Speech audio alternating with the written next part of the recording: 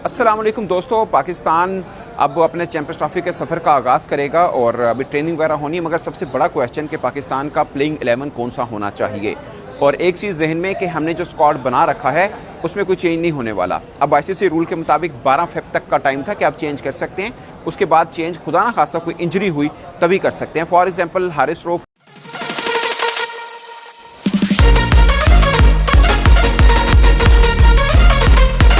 अस्सलाम वालेकुम दोस्तों। पाकिस्तान अब अपने चैंपियंस ट्रॉफी के सफ़र का आगाज़ करेगा और अभी ट्रेनिंग वगैरह होनी है, मगर सबसे बड़ा क्वेश्चन कि पाकिस्तान का प्लेइंग 11 कौन सा होना चाहिए। और एक चीज़ जहन में कि हमने जो स्क्वाड बना रखा है उसमें कोई चेंज नहीं होने वाला। अब आईसीसी रूल के मुताबिक 12 फ़रवरी तक का टाइम था कि आप चेंज कर सकते हैं। उसके बाद चेंज खुदा ना खास्ता कोई इंजरी हुई तभी कर सकते हैं। For example Haris Rauf injured हैं, फुली फिट होने में शायद 1-2 रोज़ उनको और लगे, बट अगर चेंज करना हो तो वो एक एरिया है। But I don't think so कि हारिस रऊफ की जगह पे हम किसी को भी लेने वाले हैं, क्योंकि हारिस रऊफ न्यूजीलैंड के मैच के लिए अवेलेबल हो सकते हैं जो टीम मैनेजमेंट सोच रही है। बट मैं आपको जस्ट रूल बता रहा हूँ कि उसके अलावा हम चेंज नहीं कर सकते हैं अनटिल अनलेस कोई खुदा ना खास्ता इंजर्ड ना हो जाए। और अगर हम उसको रिप्लेस करते हैं किसी भी क्रिकेटर को जो इंजर्ड हो गया है, दोबारा हम स्क्वाड में नहीं डाल सकते। ये आईसीसी का रूल है, तो जो आएगा वही फिर खेलेगा। पॉइंट इस हम जो अवेलेबल हमारे पास स्क्वाड है 15 का, इसमें से बेस्ट 11 क्या हो सकती है। मगर उससे पहले एक इंपॉर्टेंट बात जो बहुत से लोग इसको मिस कर रहे हैं, ये चैंपियंस ट्रॉफी का फॉर्मेट खासकर पाकिस्तान के लिए इतना मजेदार है ना। आप में से आई डोंट नो कि किसी लोग ने इस पॉइंट के ऊपर सोचा या नहीं सोचा। आपके 2 मैच है शुरू में, एक न्यूजीलैंड वाला फिर इंडिया वाला। दोनों में से एक भी मैच हम अगर जीत जाते हैं, आप सेमीफाइनल खेलते हैं चैंपियंस ट्रॉफी का। और आप सोचिए आप होस्ट कर रहे हैं और आप सेमीफाइनल तक पहुंच जाते हैं। ठीक है, उसके बाद फाइनल वाला मैच रह जाता है ना, यानी 2 स्टेप अवे चैंपियंस ट्रॉफी रहती है। इसका फॉर्मेट बहुत ही मजे का है। अब मैं 2 मैच में से एक जीत इसलिए कह रहा हूं कि थर्ड मैच आपका बांग्लादेश के खिलाफ है। अगर मामला यहां तक पहुंचा कि हमें बांग्लादेश के खिलाफ जीतने के लिए भी कुछ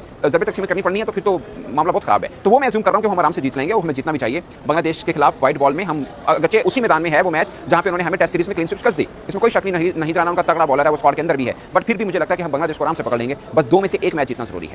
आप भले वो न्यूजीलैंड को हरा दीजिए या आप भारत को हरा दीजिए, और खुदा ना खास्ता अगर आप दोनों मैच में 19-20 हो गया ना, आप चैंपियंस ट्रॉफी से बाहर हैं, तो ये अच्छा भी है और बुरा भी है। कि आपके पास जैसे वर्ल्ड कप 2023 था ना, हर टीम ने एक दूसरे के साथ खेलना है, तो आपके पास मार्जिन रहता है। आखिर तक हम इंग्लैंड के खिलाफ लास्ट मैच खेले थे, वहां पे भी जबरदस्त तकसीम थी, ये कर लें तो हम पहुंच सकते हैं सेमीफाइनल। मीन इस तरह आपके पास थोड़ा मार्जिन रहता है, यहाँ पे मार्जिन नहीं है। और फायदा ये है कि सिर्फ एक मैच जीतना है आपने, 2 टफ टीमों के खिलाफ में से एक मैच जीतना है, जिसमें से एक मैच आप अपने घर कराची में खेल रहे हैं, मगर खेल उस टीम के खिलाफ नहीं है जिनसे आप ऑलरेडी 2 मैच एक हफ्ते के अंदर हार चुके हैं। और दूसरा मैच दुबई में 23 को हमने भारत के खिलाफ खेलना है, जो इस टूर्नामेंट की सबसे मजबूत टीम कही जा रही है कि वो सबसे तगड़ी। बट मेरा ये बिलीव है कि उस टीम में बुमराह नहीं है तो थोड़ी स्ट्रगल करती है। वो अपने घर में इंग्लैंड के खिलाफ स्ट्रगल नहीं किया, मगर श्रीलंका के खिलाफ उन्होंने स्ट्रगल किया था जब बुमराह उसमें नहीं था। 3-0 से वो हारे थे। पॉइंट इस पाकिस्तान का प्लेइंग 11 क्या हो सकता है। पाकिस्तान ने 2 मैच खेले हैं, एक्चुअली में 3 मैच खेले हैं, और तीनों में ऑलमोस्ट डिफरेंट कॉम्बिनेशन पाकिस्तान ने ट्राई आउट किया।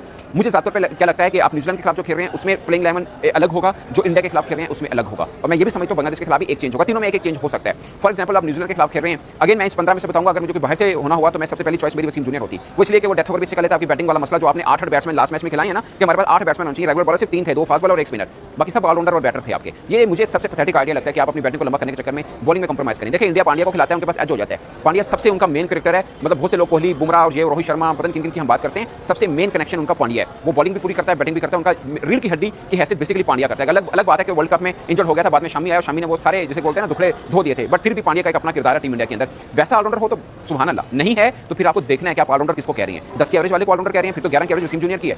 खैर इस 15 में से मुझे ज़्यादा लगता है कि आप बाबर के ऊपर बहुत बहस हो चुकी है, बट मुझे लगता है इस 15 में से बाबर ही ओपन बनते हैं। बहुत से लोग कहते हैं वसीम को खिला उस्मान खान को ऊपर ले आए, ओपन करा लें, बट आई गेस के कॉम्बिनेशन को छेड़ने की जरूरत नहीं है। आप बाबर आजम और फखर जमान आपके पास ओपनिंग है। बाबर के ऊपर ड्यू है, जो कि मुझे लगता है उसको करना भी पड़ेगा। लेकिन शायद लोग भूल रहे हैं कि 3 मैचेस जो हमने अभी अफ्रीका के खिलाफ खेले हैं उसमें से 2 में लगातार 50 की है, एक 70+ था, एक 50+ था। तो बाबर आजम ऐसा नहीं कि फॉर्म उठी हुई है, यहाँ पर भी 70-60 कहीं एक मैच में कर गया तो मैच आपके साइड हो सकता है। जब ओपनर बैट्समैन 60-70 करते हैं तो टेंशन क्या रहती है। तो बाबर और फखर मेरे मुताबिक ये ओपन बनने चाहिए। वन डाउन के ऊपर हम साउथ शकील को खिला रहे हैं। आई स्टिल बिलीव के कामरान गुलाम को खिलाना चाहिए।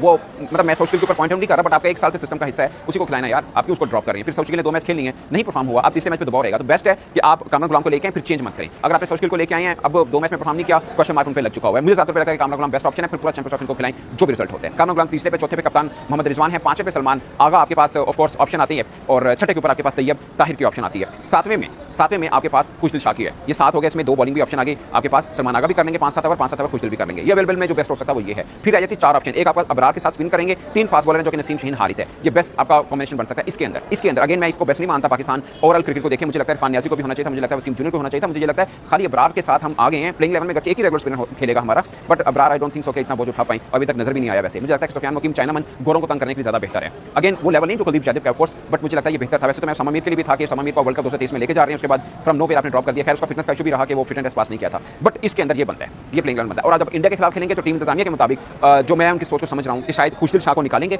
और फहीम अशरफ को पिचिंग कर देंगे, क्योंकि इंडिया को वो 3 स्पिनर नहीं देना चाह रहे, इंडिया को हम 2 स्पिनर देना चाह रहे हैं, जो कि एक तो अबरार होगा, दूसरा सलमान आगा होगा, तीसरा खुशदिल नहीं होगा। अगर खुशदिल हुआ तो किसी बॉलों को बैठा के फिर हम लेके आएंगे फहीम अशरफ को। बट मुझे जो लग रहा है कि उसकी पिच को जरूर देखा जाएगा, बट इंडिया के सामने प्लान किया कि 4 फास्ट बॉल खिलाने, इंक्लूडिंग फहीम अशरफ, 3 रेगुलर और चौथा allrounder, fast bowling allrounder Fahim Ashraf, यानी वहाँ पे शायद खुशदिल ना हो, क्योंकि इंडिया को 3 स्पिनर नहीं देना चाह रहे। ये हमारा एक अलग बना हुआ है, हमें लगता है कि इंडिया को 3 स्पिनर ना दें, न्यूजीलैंड को दे दें। हालांकि न्यूजीलैंड ने स्पिन ट्रैक के ऊपर इंडिया के अंदर 3 टेस्ट मैचेस हरा के आया, और हमें वहम है कि न्यूजीलैंड स्पिनर को अच्छा नहीं खेलता। आप पूरी दुनिया घूम के देख लीजिए, आपको सेनेटर जैसा लेफ्ट आर्म स्पिनर नहीं मिलेगा, तगड़ा स्पिनर है, बहुत अच्छा स्पिनर है। मुझे वकील हुसैन पसंद है टी20 में, महाराज भी ठीक है, बट सेंटेनर आप देख लीजिए बड़ी नपीतुली बॉलिंग करता है, रन भी नहीं देता, प्रेशर बना के रखता है, विकेट भी आपको निकाल के देता है, और बड़ा कनिंग है, बहुत शातिर किस्म का वो स्पिनर है। लेफ्ट आर्म आप दुनिया भर घूम लीजिए, सबसे तगड़ा स्पिनर है वो। और ब्रेसवेल देखें, जबरदस्त ऑलराउंडर है। आप हमारे पास सलमान आ गए जो कि बेस्ट ऑप्शन है हमारे पास अवेलेबिलिटी में, बट आप ब्रेसवेल को देखिए, आपके जो बल्लेबाज माने जाते हैं कि स्पिनर अच्छा खेलते हैं उनको वो तंग करता है। बाबर आजम को 4-5 बार उसने आउट कर रखा हुआ है, फिर फिल्ड्स के ऑप्शन उनके पास है। ये मत समझिए कि आप न्यूजीलैंड को स्पिनर दे दें और इंडिया को ना दें। मुझे लगता है कि न्यूजीलैंड भी स्पिनर को अच्छा खेलता है, फिर जैसे हमारे स्पिनर हैं इनको तो कोई भी अच्छा खेलेगा, विद ड्यू रिस्पेक्ट, इनको कोई भी अच्छा खेलेगा। फिर आता है हमारा बांग्लादेश के खिलाफ मैच, वहाँ पे भी हमारा प्लान अभी तक जो है वो ये है कि हम उनको भी 3 स्पिनर नहीं देंगे,